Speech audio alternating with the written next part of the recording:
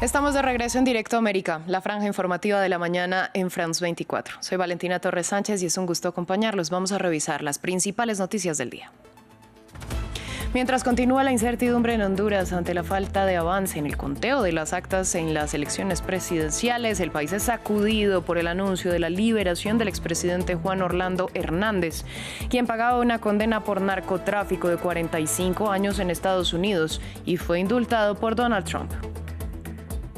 Aumenta la ya alta tensión entre Estados Unidos y Venezuela. El lunes Trump reunió a su Consejo de Seguridad para discutir los pasos en su cerco militar a la nación bolivariana. Al tiempo crece la defensa de la Casa Blanca del secretario de Guerra Pete Hegseth, acusado de un segundo ataque contra una supuesta narcolancha para matar a los sobrevivientes. En Ucrania, la atención está centrada en las declaraciones cruzadas sobre Pokrovsk. Rusia asegura que ya controla esta ciudad estratégica en Donetsk y también Vovchansk en Kharkiv, mientras que Ucrania lo niega.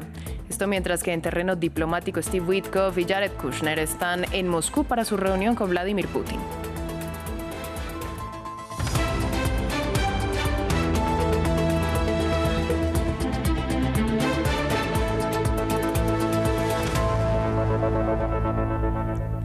Abrimos esta emisión en Estados Unidos porque el expresidente Juan Orlando Hernández salió de prisión. El exfuncionario pagaba una larga condena, 45 años, por 3 cargos de narcotráfico. La salida se produce después de ser indultado por Donald Trump, 3 días después de que el republicano anunciara su decisión. Así lo informaron el Buró Federal de Prisiones y la esposa del exmandatario. Conectamos en Ciudad de Guatemala con Andrés Suárez Jaramillo. Andrés, ampliemos los detalles de este polémico indulto. Esta sorpresiva liberación de Juan Orlando Hernández, el expresidente de Honduras del 2014 al 2022, llega al mismo tiempo en que se publicó una carta por cuenta del medio Axios en la cual se supo que Juan Orlando Hernández le envió una misiva al presidente Donald Trump en donde lo elogiaba con palabras como su excelencia, con motivos por el cual pudo haber favorecido su perdón presidencial. En dicha carta que tuvo acceso este medio de comunicación Axios, se expresa que Juan Orlando Hernández le recordaba al presidente Trump la colaboración que sostuvieron cuando Trump estuvo de presidente en su primera administración. Y a la par a esta carta en la que Juan Orlando se refería a Trump como su excelencia, también se conoció que gran parte de la liberación de Juan Orlando Hernández pudo ser propiciada por el cabildeo de un antiguo amigo de Donald Trump llamado Roger Stone, que en los últimos días se había comunicado con el presidente para favorecer este indulto y de esa manera apoyar al Partido Nacional en Honduras para que quedase electo su candidato Narri Asfura. Esta es una noticia que conmociona a Honduras porque es un país altamente polarizado. Por supuesto que el electorado del Partido Nacional está contento y celebra, sobre todo en las partes rurales, el hecho de que Juan Orlando Hernández pueda estar libre. Sin embargo, también desde desde sectores de la oposición de derecha de Salvador Narrala, como desde los sectores de la izquierda, hay una gran indignación y el fiscal general Joel Zelaya dice que si Juan Orlando Hernández regresa al país, será procesado en Honduras. Andrés, a usted gracias por esta ampliación. Y en medio de este panorama continúa la tensión en Honduras por el paso de las horas y la falta de avance en el conteo de las actas tras las elecciones del domingo.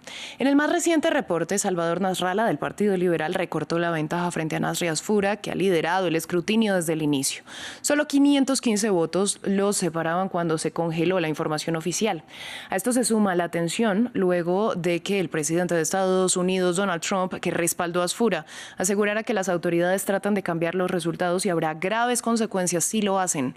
Previamente conversamos con Kenia Torres, corresponsal de France 24 en Tegucigalpa, que nos amplió sobre los últimos detalles.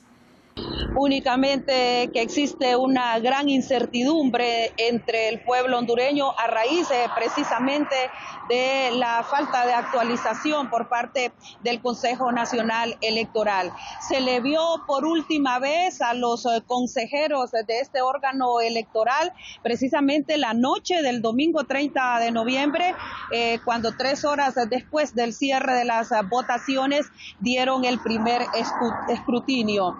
La La última actualización, de hecho, vino por parte de la consejera presidenta Ana Paola Hall, quien a través de su red social X fue la que precisamente dio esos resultados que son los últimos que se mantienen de manera oficial, con un 57.013% de 10.923 actas escrutadas. Se mantiene Nasri Afura a la cabeza de las elecciones generales, pero con una mínima diferencia de 515 votos sobre el representante del Partido Liberal, Salvador Nasrallah. También se dio a conocer un sitio oficial donde la población puede consultar los resultados. Sin embargo, esta página pasa permanentemente caída y no hay ninguna explicación por parte de los personeros del Consejo Nacional Electoral. Así que lo que hay acá es una verdadera incertidumbre. De hecho, ayer mismo se dio este mensaje amenazador por parte del presidente Donald Trump. Continuamos en Estados Unidos porque el presidente Donald Trump reunió a su Consejo de Seguridad para discutir la tensa situación con Venezuela. Esto tras las acusaciones contra el secretario de Guerra Pete Hegseth sobre presuntamente haber ordenado un segundo ataque contra una de las supuestas narcolanchas que ya había sido bombardeada para matar a los sobrevivientes, lo que constituiría un crimen de guerra. La Casa Blanca ha dicho que la decisión fue del almirante Frank Bradley, quien aseguran actuó conforme a la ley. El lunes se conoció que durante la llamada del fin de semana con Nicolás Maduro, el republicano denegó una petición de indulto para el mandatario venezolano y su círculo cercano, y dio un plazo máximo hasta el viernes para que Maduro deje el país con su familia. Una llamada y dos presidentes. El pasado domingo, el presidente estadounidense Donald Trump confirmó, sin dar más detalles, que tuvo una llamada con su homólogo venezolano Nicolás Maduro. Según fuentes mencionadas por Reuters, el líder republicano habría rechazado una serie de solicitudes del líder bolivariano que incluían dejar el poder a cambio de amnistía, dejándolo sin opciones para dimitir. The New York Times informó que tuvo una llamada telefónica con Maduro. ¿La tuvo? No lean nada al respecto. No quiero comentarlo. La respuesta es sí. La llamada se produjo tras meses de creciente presión estadounidense sobre Venezuela. Una presión militar que incluye ataques contra lanchas presuntamente usadas por narcotráfico en el Caribe, así como reiteradas amenazas de Trump de extender operaciones militares a tierra. Su administración también designó el Cártel de los Soles, una supuesta organización encabezada por Maduro, como organización terrorista. El ejército estadounidense ha atacado al menos 19 embarcaciones desde septiembre, sin proporcionar hasta ahora ninguna evidencia concreta de la participación de dichas embarcaciones en el narcotráfico. Pero por su lado, Nicolás Maduro se mantiene desafiante. Tengan la seguridad que jamás les fallaré, jamás, nunca jamás. Mientras tanto, en Washington, la administración Trump quiere tomar control de la narrativa respecto a las tensiones con Venezuela. Esto tras informes publicados por medios estadounidenses que aseguran que el ejército llevó a cabo un segundo ataque letal contra 2 sobrevivientes de una de las lanchas bombardeadas el pasado 2 de septiembre. La Casa Blanca respondió el lunes respaldando las acciones del secretario de Guerra, Pete Hegseth, y dijo que un almirante dio las órdenes. Cambiamos de tema, vamos a Ucrania porque continúan las declaraciones cruzadas sobre Pokrovsk. El Kremlin asegura que ya controla ese importante cruce vial y ferroviario en la región de Donetsk, así como Vovchansk en la región de Kharkiv. Kiev niega la información. Todo esto mientras que en terreno diplomático Volodymyr Zelensky está en Irlanda y Steve Witkoff y Jared Kushner se reúnen con Vladimir Putin. Para ampliar los detalles, conectamos previamente con Catalina Gómez Ángel, enviada especial de France 24, que nos dio más información sobre la situación en terreno. Bueno, el presidente Volodymyr Zelensky ha dicho que esto era una nueva campaña de desinformación de los rusos de cara a estas negociaciones que van a haber esta tarde, las que vamos a hablar más adelante. Y es que Rusia ha asegurado que tiene el total control de la población de Pokrovsk, por la que lleva luchando al menos dentro de la ciudad desde agosto, pero por toda esta región desde septiembre del año pasado y realmente las informaciones son muy confusas. En los últimos 120 días los rusos han podido entrar a la ciudad, especialmente en este mes de noviembre, que fue en el mes que las tropas de Moscú lograron avanzar con mayor velocidad y también en mayor intensidad desde hace exactamente hace un año, y es que coincide con la llegada del mal tiempo y con la neblina. Así que las tropas de Moscú han logrado buscar asentamientos y se han posicionado especialmente al sur de esa vía ferroviaria que usted habla y que es extremadamente esencial para comunicar el este y el oeste del país y hace que esta ciudad sea tan estratégica. Allí pusieron en las últimas horas una bandera rusa que los ucranianos dicen que lograron eliminar, y es que esto es realmente lo que se llama una zona gris, que realmente no controla ninguno de los dos. El que básicamente asoma la cabeza realmente es atacado por esos drones que dominan hoy en el frente de batalla. Lo que se sabe es que Rusia tiene mayor control en el sur de la ciudad y los ucranianos todavía tienen el control al norte de esa vía ferroviaria y también tienen gran presencia en la población de Mignorad, que está realmente al frente de Pokrovsk, y que son esas dos poblaciones que buscan encerrar las tropas de Moscú para tomar el control y de ahí ya coger una posición estratégica en esos ataques, no solamente al Donbass, hacia las ciudades de Kramatorsk y Sloviansk, sino también hacia las zonas de Zaporilla y de Dnipro. Sin embargo, ahí la lucha, según los ucranianos o el comando este, que es el que tiene el control, dice que siguen con la presencia, que están haciendo búsqueda y que están haciendo asaltos para tomar el control de partes de esa región. Sin embargo, para nadie en Ucrania es mentira de que la situación ahí es extremadamente delicada. Continuamos hablando de la guerra en Ucrania, pero en materia diplomática. Mientras el enviado estadounidense de Donald Trump, Steve Witkoff, ya está en la sede del Kremlin para su reunión con Vladimir Putin y negociar un plan de paz en el conflicto entre rusos y ucranianos, Rusia busca imponer sus demandas con estas conversaciones. En particular, la anexión de territorios, el estatus neutral de su enemigo y su permanencia fuera de la OTAN, así como límites al tamaño de las fuerzas militares de Kiev. Tenemos el informe. ¿Qué exigencias pondrá Vladimir Putin sobre la mesa en su reunión con Steve Witkoff?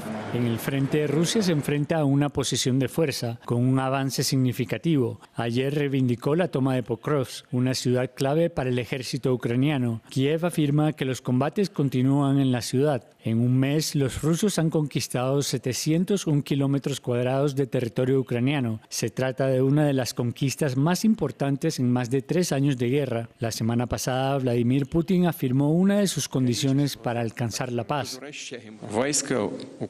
Si las tropas ucranianas abandonan los territorios ocupados, cesaremos las hostilidades. Si no se van, las expulsaremos por la fuerza militar. El presidente ruso no precisó si se refería únicamente a los territorios de Donetsk y Lugansk o si incluía también a Jersón y Zaporilla en este ultimátum, 2 regiones en las que las fuerzas ucranianas aún resisten. Vladimir Putin también querría que Crimea, anexionada en 2014, fuese reconocida como rusa, incluso por Estados Unidos. En cualquier caso, eso es lo que figuraba en la primera versión del acuerdo de 28 puntos presentada hace más de una semana, un primer proyecto de acuerdo considerado muy favorable a Rusia, que desde entonces ha sido modificado, en particular durante las negociaciones en Ginebra. En el plano militar, Moscú se niega desde hace varios meses a un alto al fuego y desea una reducción de los efectivos del ejército ucraniano y que su enemigo no se integre a la OTAN. Aunque las conversaciones entre Estados Unidos y Ucrania han sido consideradas productivas por ambas partes en los últimos días, queda por ver si la reunión entre Steve Witkoff y Vladimir Putin provocará un nuevo giro en la diplomacia estadounidense con respecto a la cuestión ucraniana. Vamos al Líbano, donde el Papa León XIV partió del país tras su visita de 3 días. En su último acto celebró una multitudinaria misa en el puerto de Beirut.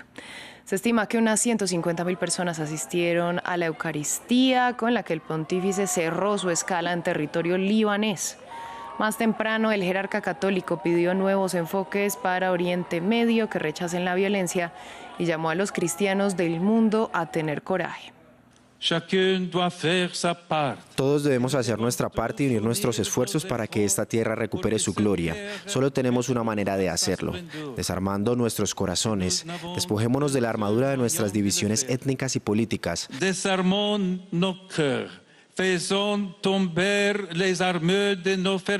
Abramos nuestras confesiones religiosas al encuentro mutuo y reavivemos en nuestros corazones el sueño de un Líbano unido. Un Líbano donde reine la paz y la justicia, donde todos nos reconozcamos como hermanos y hermanas.